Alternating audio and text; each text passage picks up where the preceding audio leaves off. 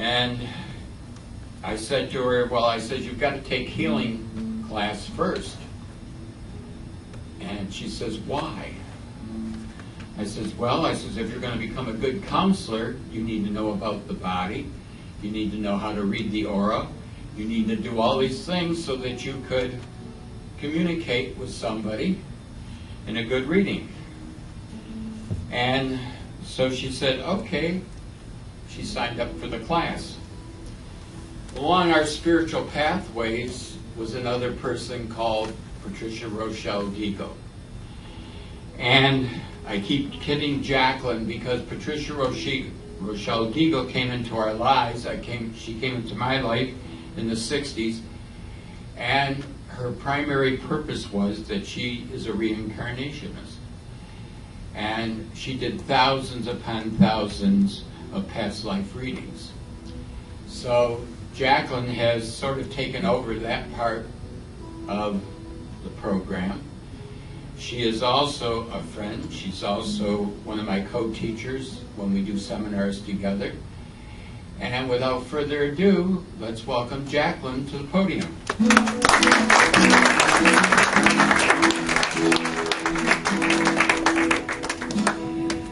Thank you, Dr. T. And thank you one and all. It's always an honor to be in front of a group of people, and I see each and every one of you as part of me, and we are all aspects of each other. And so in the concept of love and divine beauty, I'd like each of us to take the moment today to really start to reflect on the reflection of each and every one, and each and every experience is simply a mirror for us. And so when we talk about the oneness, and we talk about love, that all there is that divinity and that omnipresence, omnipotence, it's kind of easy to forget that, especially when we get caught in traffic and we're running and we're doing this and we're doing that. And so the separation starts to become more obvious as we get caught in the personality, in the ego of daily life. Isn't that right? And so to come together in harmony as you have today is a wonderful reflection and dedication to that remembrance that it's all about love. It's all about honoring each other and healing each other and developing as a community that continued process of divinity, and to remember within each and every one's heart what that is, that I and you and each of you are that reflection. So when we have that daily activity, when I run around the country or do my work, I constantly find people that are doing the right things, but their lives aren't quite demonstrating when they leave. Like, okay, I'm this spiritual thing and I get the concepts, but things are not quite working. Can anybody relate to knowing someone like that? Not that it's us. Okay. So one of the things is discipline, and the disciple to do the meditation and to do the work is discipline. And so sometimes I find that it's very easy to get caught up in the affirmation instead of the activity. And the universe rewards action. So I do executive coaching, and I found a way to integrate the spirituality into business, because I find that business is a way to bring service to your community. How do you do that? And so one day I went to my accountant, as I oftentimes do toward the end of April or middle April, close to April 15th, with my little box of stuff going, here's the mess. Where I used to do accounting. I know how to do that. I know how to do all this stuff. It's very easy to do. But I have not been disciplined on a monthly basis to do the work. It's like, don't want to do that. So it piles up and I kind of ignore it. And then at the last minute, I pull it together. And then here's the stuff. It's such a mess. Blah, blah, blah. And she goes, JacQueline, I love what I do.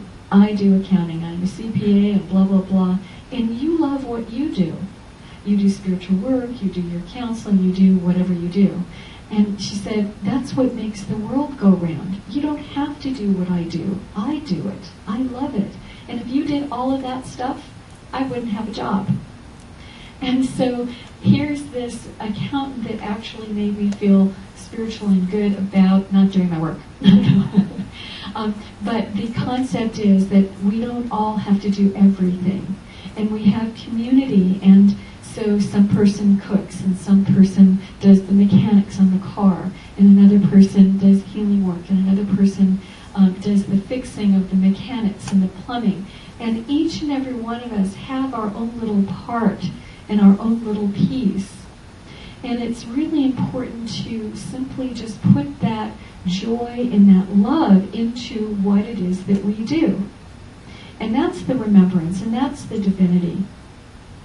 However, I've seen as I've traveled around, especially in the spiritual communities, the concept of affirmations. And the affirmations are wonderful and lovely and right and divine. And too many people, I was interviewed once, and I was on the front of the Santa Monica Mirror magazine newspaper. And all of a sudden I got tons of people that were mostly retired that all of a sudden came in for private counseling. And every single person came in and sincerely wanted to know, when am I going to win the lottery? When am I going to win the Irish sweepstakes? And that's what they were affirming, and that's what they were waiting for, something to come and save them financially. Instead of, how can I be of service, and how can I see my value to exchange for money, if that's what they needed.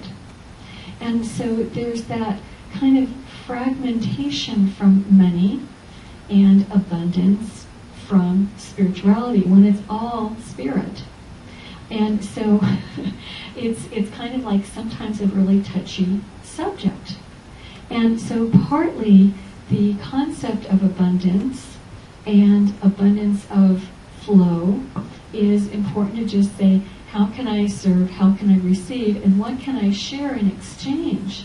And then sometimes when we share in exchange, it's like, oh, no, I can't take the money, or I can't take enough money. And that kind of reflects to self-worth. I am God, and each and every one of you are a reflection of God, right? Yes, say yes. Yes. Okay, and so as we start to take a look at what we've been programmed and influenced from possibly early childhood, that you're not worthy or money isn't good, and how many of you have ever heard money doesn't grow on trees? Anybody? Well, actually money does grow on trees, it's paper. And so, so there's a basic lie right there. And so when we look at that, the simplicity is truth feels light, and truth feels expansive, and lies feel dense or contractive, and lies feel heavy. And so when you want to know, well, what should I do, or if anybody's ever, and I've got caught up in this sometimes, like, I don't know what the answer is, or I don't know what the best idea is, or the best direction might be. And we tend to sometimes wait for Spirit to tell us, or Spirit to give us the confirmation. And that's fine sometimes, but sometimes it's, I want to say it out loud, sometimes it's a scapegoat, because what happened to God and I are one. I am one with the Spirit. And we hear the words and we speak the words, I am one with the Spirit, but then we ask outside of ourselves, Spirit, tell me what to do. Well, if I am one with my Spirit, then there is nobody else to tell you what to do. It's a matter of you choosing. You really getting centered and getting into your path and getting into your power and saying, I am willing to make a mistake. I am willing to learn from my choices, and I'm willing to take action. That's real power and empowerment. And it's a major leap of faith to really trust yourself in that divinity and that inner spirit. Now, to ask for confirmation, you will get that. But if you have doubt, then you will also start to attract that doubt. And yet, I don't know about you, but I fall into that like, oh, but I want the confirmation, and I'll go for a reading, or I'll ask the tarot, and I'll go in. So there's a certain kind of balance that we need to each take and be aware of, where when is enough, and when do we just finally say, okay, right or wrong, I'm just going to do this. And so I want to share with you just that simplicity of, if you get caught in that dilemma of which is it or what should I do, and you're not quite sure, then say, show me today. Lead me, show me, give me the options today, claim it, and then really pay attention. Look for the answers with anticipation of those answers coming to you, and they will come. Sometimes in a book, sometimes in something flashing, sometimes in a banner that's being pulled by a plane in the sky. Oh my God, there's the answer. Or, oh my God, I saw that word. Oh my God, it coming again. Oh, there it is again.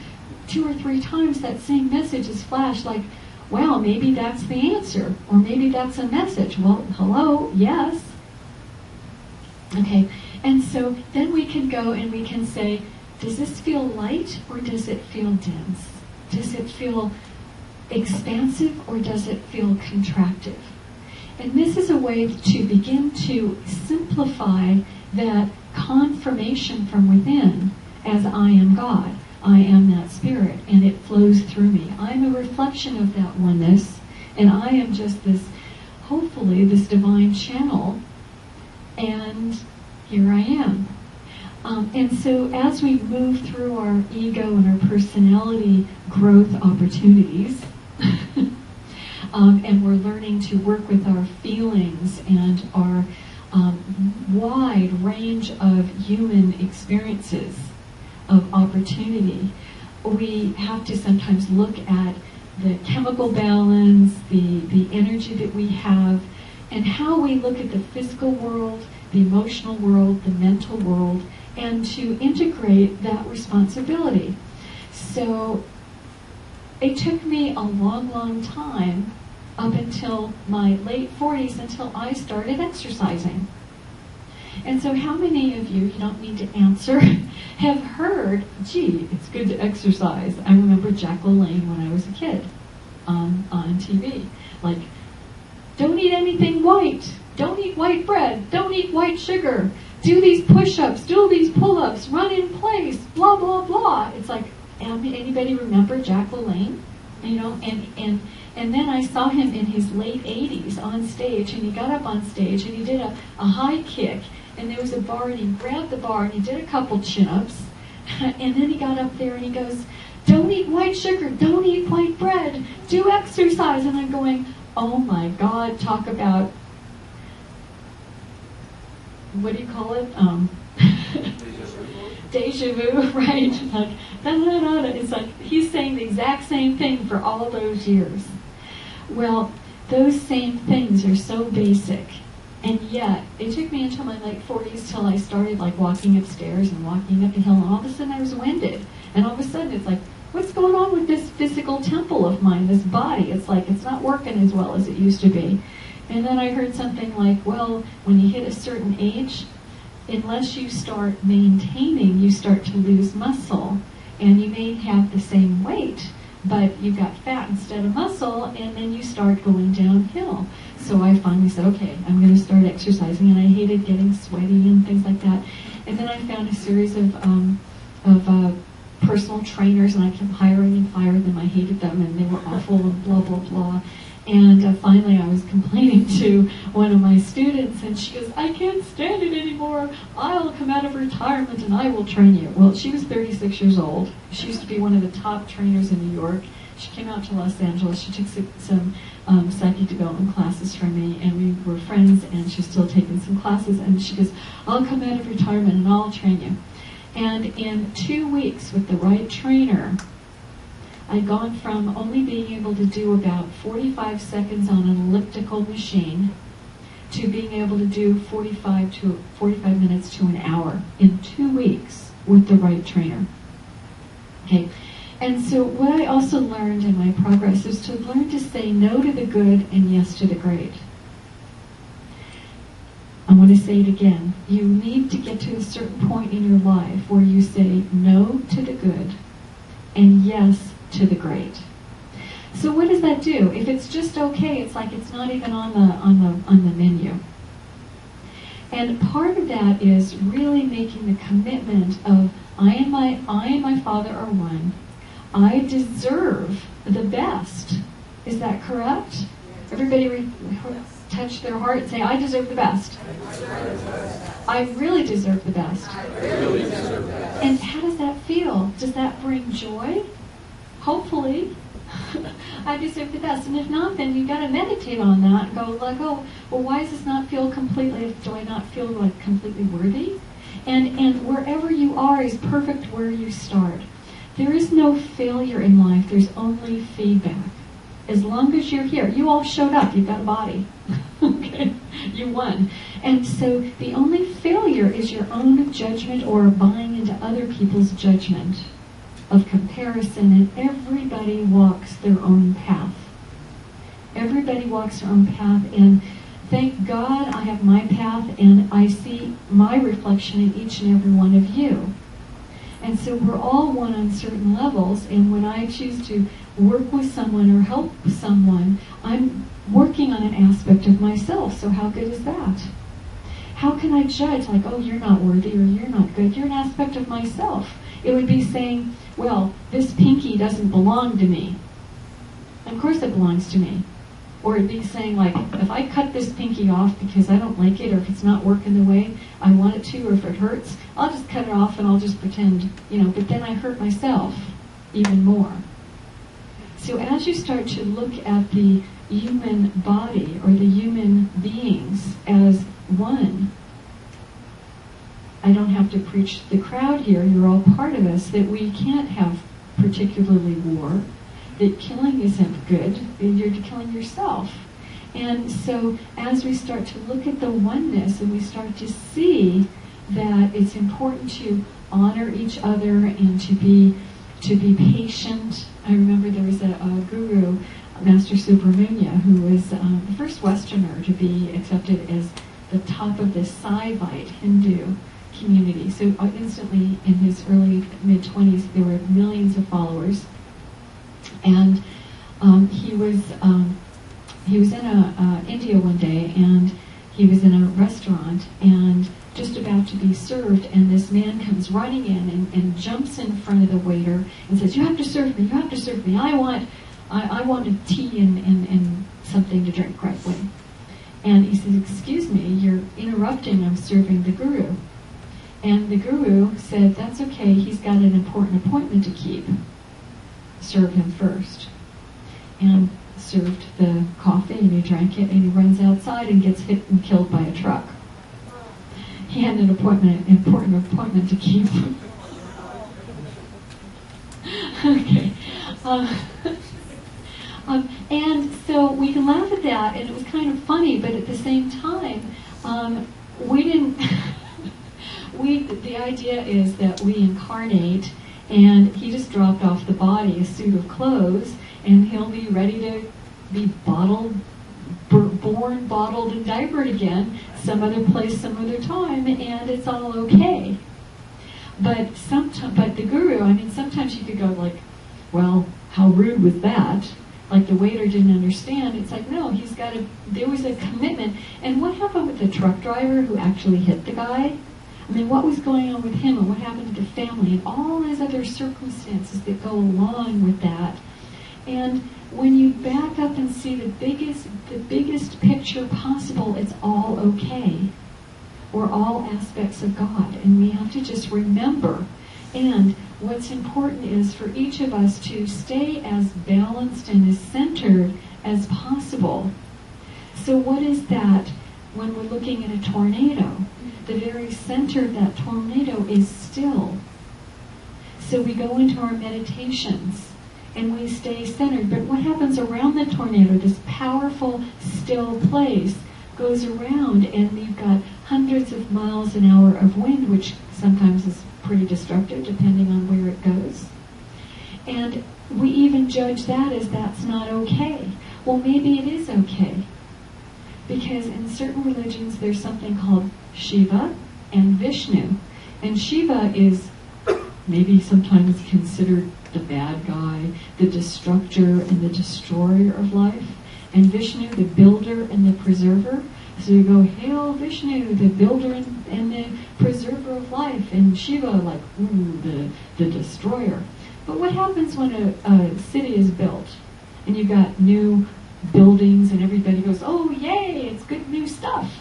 And then it preserves it. And it's like, okay, great. And then it preserves it and preserves it and preserves it and preserves it. And pretty soon it's antiquated and it's falling apart and it's old and it's antiquated and it's like no longer as useful. And then Shiva comes along and destroys it so that it can be rebuilt. So all of a sudden this destroyer becomes great because now you get to rebuild with newer, better, upgraded things. And so again, our judgment of is this good or is this bad is something that we really need to pay attention to. So there's an old joke, and it's a story, and it's about the Chinese farmer. It could be any ethnic group, and it says this guy had this beautiful farm, and all the neighbors were saying, "Oh, you're so lucky! You have such a nice farm. You're so lucky." And he goes, "Maybe good luck, maybe bad. Who knows?" And then he had a horse, and one day the horse ran away. And the neighbors are saying, "Oh, what bad luck, your horse ran away, that's terrible."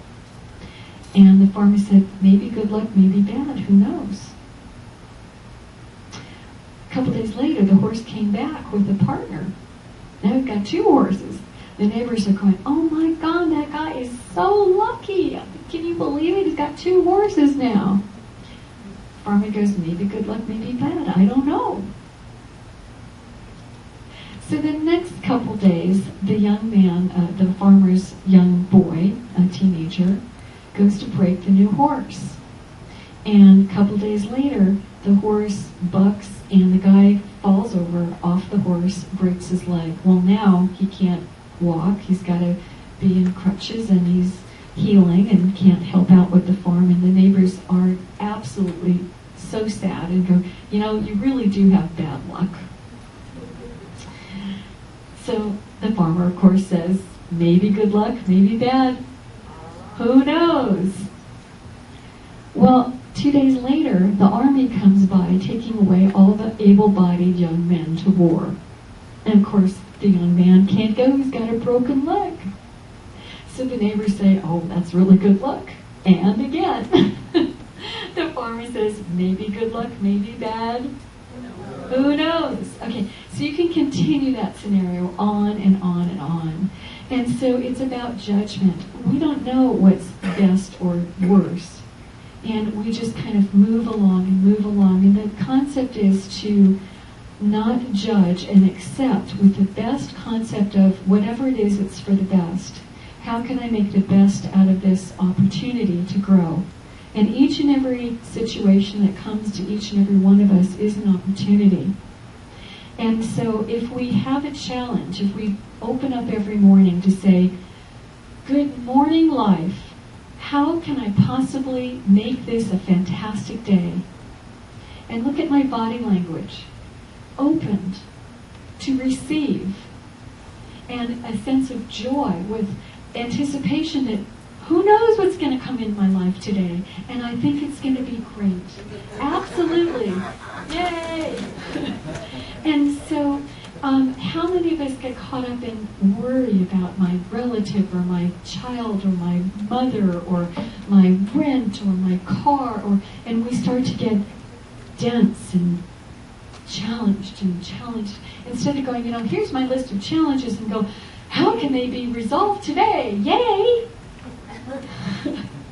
Expecting anticipation something that may be some kind of miraculous who knows what. and to start with that sense of joy and optimism each and every moment. Would that maybe make a difference in your life? Okay, fantastic. And to do that and to also be a mirror for those people that are not lucky enough to be here with you today, to share that mirror, to be that kind of mirror for other people, and not buy into, oh, poor thing. To go, wow, what a great opportunity that is for you. You might lose a few friends, but what a powerful example you may start to become, to not buy into their negativity, their limitation, their restrictions, and to constantly open and open and open, and to be that demonstration of, I and my Father are one, there is nothing that's negative unless I judge it to be so, and to open it up to more and more joy and more community. So with that, I want to leave it at that and say that each and every one of you are part of Divine Spirit, and I thank you